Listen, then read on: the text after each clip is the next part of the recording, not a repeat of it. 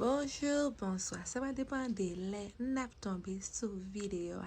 Vidéo portée pour nous aujourd'hui, c'est vidéo blond de dire Ferdinand. Côté que yon maman avec yon ma tante li, ou sinon cousine te monté live hier, t'a mette en pile secret de yo nan famille. Quoi dame ça relé Olivier et te gon moun qui te getan al faire recherche qui ba nou figi damna. Oh mes amis. Et puis Blonde dit pas de prendre pile temps pour te laguer un post sur Facebook pour le faire connaître que li son moun qui très occupé, li gen 3 bagay la travail sur li. Li dit bon Dieu avec famille et puis l'argent. Li dit que li pa kiè de ça en ken moun k'ap parler ça k'ap di, li rive non phase la vie li pa bay tête li problème de rien. Et puis li dit comme ça, pas gan ken moun qui ka stablin en bénédiction avec famille et puis l'argent.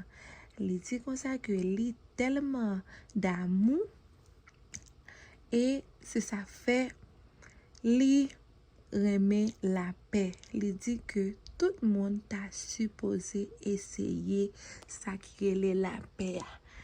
Et puis ça va prendre temps pour li te faire du perfect tourner. Et li dit pas li te faire du perfect tourner côté il t'allé assez du perfect qui ouais que toute bagaille après dépression manqué prendre. Imaginez nous li fait font petit bébé la baille l'aide et puis pour c'est sa famille aussi nos amis vle paraître sur internet là dit que Blonde dit son monde qui pas que papa, maman pas compte qui est-ce qui papa et maman te bay cousine pilote information qui pas supposé prendre la rue et yo même fait connaître que ça fait Blonde dit dans état lié c'est parce que li son ti monde que ma tante là te fait on sac sur l'elte ti moun. Oh mes amis, et si c'est à ça nous vraiment sorry pour ça qui passe parce que c'est pas tout le monde qui cap jam en paix avec tête li parce que bagay viol c'est pas un bon bagay et ma tante là pas prend pile tantôt pour li te poster pour li te jouer maman Blonde dit Ferdinand li fait connaître que ou pas rien ou pas bien moyen et m'kwe li gen pour vin bay réponse. Et Blonde dit te pas fan pile temps encore côté il te grand pile fanatique moun qui te remet di perfect qui t'a mette ti flowers pour di perfect qu'a fait connaître que c'est loup-garou seulement qui pour pas remet di perfect tellement di perfect bon et grand pile fanatique qui mette qui dit di perfect nous remon moi te remon et m'a toujours remon. Yo fait connaître que pas décourager sur route là continuer parce que tout le monde t'a supposé gagner di perfect dans la vie yo. Mes amis internet la show page Blonde dit Ferdinand show pour Jean moun yo a bay di perfect love. Et dans interview à nous t'étendre que ma tante là te dit que di perfect kon volait cheveux Blonde dit et papa di perfect te volé $400. C'est ça yo te répété. Mes amis m'a demandé est-ce que c'est vrai? Et te grand pile l'autre monde qui a fait post sous post. Mes amis si m'tap chercher post pour nous, m'tap fait vidéo ça long.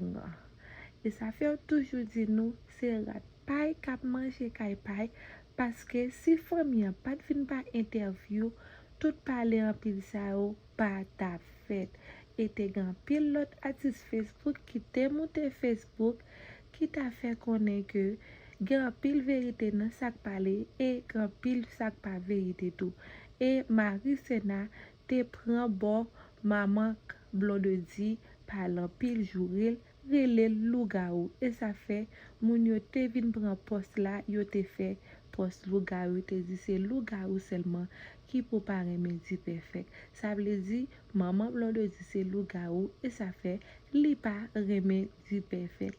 Mes amis cause en pile bagay yo en pile dans la république nous connaissons semaine là Facebook la pral show, TikTok pral show, tout moun gen bagay nan men yo paske Fami Blond de di talbay yon interview et nou tande ge gon lot interview ki suppose vini et nou konen depil vini ma vini ba nou tout explikasyon de sa yo te pale. Ma di un gros bout merci à tout le monde qui te prend ça, prend temps pour te regarder vidéo jusqu'à la fin et pas oublier abonner, partager, quitter un like, quitter un commentaire